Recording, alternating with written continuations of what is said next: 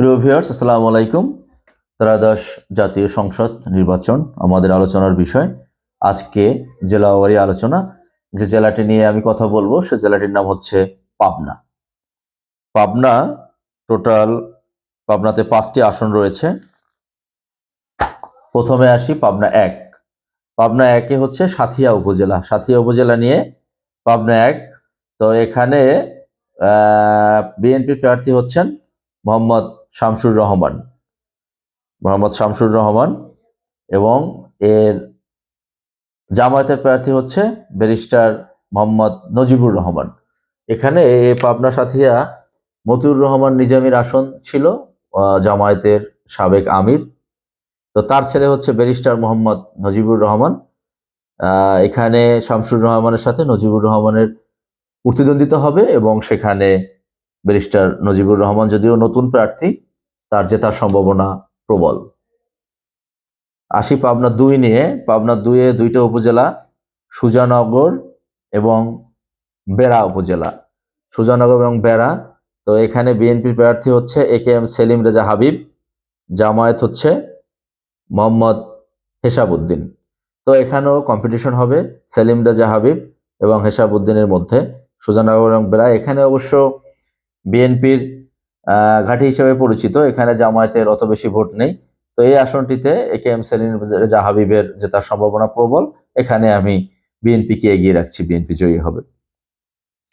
আসি পাবনা 3। পাবনা 3 আসনটি চাটমোহর, ভাঙ্গুড়া এবং ফরিদপুর উপজেলা নিয়ে গঠিত।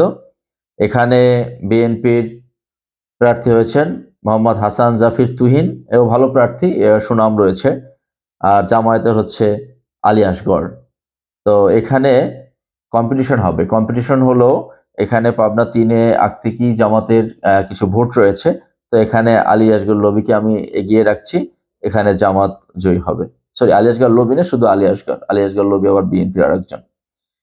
এখানে মূল যে ঘটনাটা ঘটবে, বিএনপির বিদ্রোহী প্রার্থী আছে KM আনোয়ারুল ইসলাম। তাহলে বিএনপি বলয়ের ভোট দুটো ভাগ হয়ে যাবে। এটা কাটবে, কিছু ভোট কাটবে KM আনোয়ারুল ইসলাম। তো এই দুটো বিএনপির যে ভোটগুলো আছে, যদি একটা বিএনপির ভোটগুলো ভাগ হয়ে দুটো বলয়ে চলে যাবে। তো বিএনপির ভোট দুটো বলয়ে যাবে, হাসান জাফির তুহিন এবং বিএনপির বিদ্রোহী প্রার্থী স্বতন্ত্র AKM আনোয়ারুল ইসলাম। তো বিএনপির এই ভোট দুটো ভাগ হওয়ার ফলে, আর এখানে জামাতের আগ থেকেই ভালো অবস্থান ভালো, তো এটাই জামায়াত জয়ী হবে। পাবনা 3।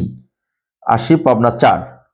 পাবনা 4-এ এখানে বিএনপির মোহাম্মদ হাবিবুর রহমান হাবিব, উনি ছাত্রনেতা ছিল। আর জামায়াতের আছে আবু তালেব মোল্লা। এখানেও জামাতের বেশ ভোট আছে এবং হাবিবুর রহমান হাবিব আসলে আলোচিত সমালোচিত লোক। উনি ছাত্রনেতা ছিল, উনি 5 বার ইলেকশন করেছে, 5 বারই হেরেছে। তো উনি 6ষ্ঠবারের মতো এখানে হারবে।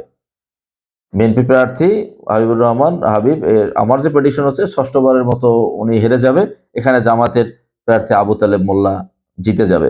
এখানে আরেকটা ত্রিমাত্রিক সমীকরণ কাজ করছে, কারণ এখানে বিএনপির বিদ্রোহী প্রার্থী আছে জাকারিয়া পিন্টু।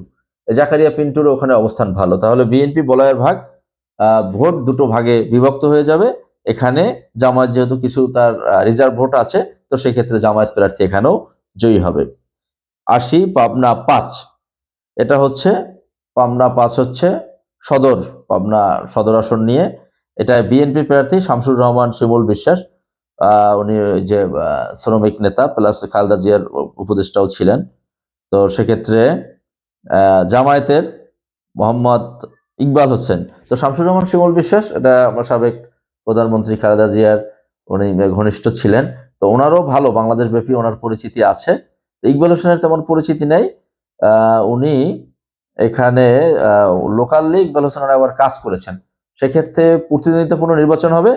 এক্ষেত্রে আমি যতটুকু খবর নিয়েছি অঞ্চলে, সেক্ষেত্রে ইকবাল হোসেন জামাতের প্রার্থী এগিয়ে।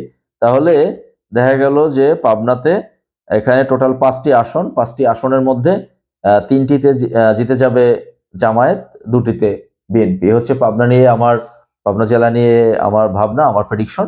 তো ইলেকশনের পরে আপনারা মিলিয়ে দেখবেন। ধন্যবাদ সবাইকে। আসসালামু আলাইকুম।